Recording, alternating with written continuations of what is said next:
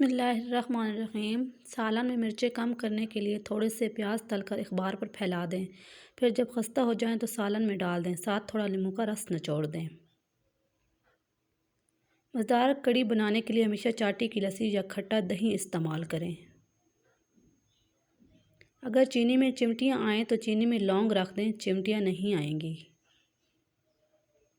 करेले बनाने से पहले अगर थोड़े से दही को पतला करके इनमें डुबो कर रख दिया जाए तो इस तरह इनकी करवाहट भी ख़त्म हो जाएगी और मज़ेदार भी बनेंगे।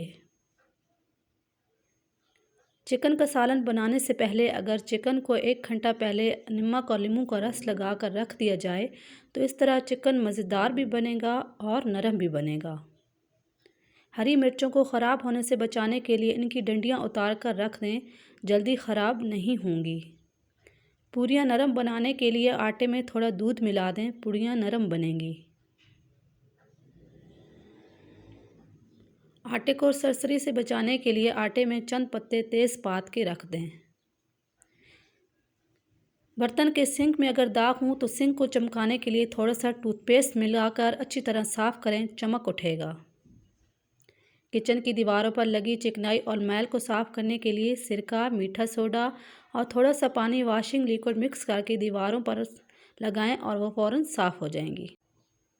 बिरयानी के चावल खिले खिले बनाने के लिए चावलों का दम खोलने के फ़ौरन बाद चम्मच ना चलाएं, थोड़ी देर बाद चलाएं और चावल चम्मच से निकालने के बजाय चावल प्लेट से निकालें।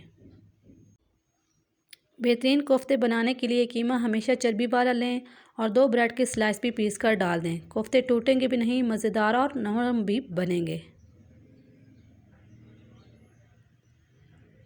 धनिया या पुदीना ख़राब होने से बचाने के लिए गिलास में पानी डालकर इसमें धनिया या पुदीना खड़ा करके रख दें, ज़्यादा दिन तक ताज़ा रहेगा। खीर बनाते वक्त दूध बहुत जल्द नीचे लगता है, उस लगे दूध से खीर का जायका ख़राब हो जाता है। जब भी खीर पकाएं पहले बर्तन में थोड़ा पानी डालकर उबालें और फिर पानी फेंक दें। फिर इस बर्तन में खीर पकाएं तो दूध नीचे नहीं लगेगा और खीर भी नहायत लजीज पकेगी। अगर गोभी बनाते वक्त इसमें 2-3 चम्मच दूध डाल दिया जाए तो इससे गोभी की बसांत ख़त्म हो जाती है। चाय के कहवे को अगर ज़्यादा देर पकाया जाए तो चाय बदमज़ा बनती है। मज़ेदार चाय बनाने के लिए इसमें 2-4 बूंदें कंडेंस मिल्क की डाल दी जाएँ तो चाय का मज़ा दोबाला हो जाता है। अगर छुरी की धार तेज़ करनी हो तो उसको कप की बैक साइड पर रगड़ लें, तेज़ हो जाएगी। क्योंकि नॉन स्टिक के तवे पर रगड़ने से इसकी कोटिंग उतरने का ख़तरा होता है, तो इसकी सफाई के लिए आप ये तरीका इस्तेमाल करें। नॉन स्टिक के तवे को साफ़ करने के लिए लींबू पर नमक लगाकर तवे पर रगड़ें और 10 मिनट के लिए छोड़ दें। इसके बाद दोबारा गर्म पानी से धोकर खुश्क कर लें।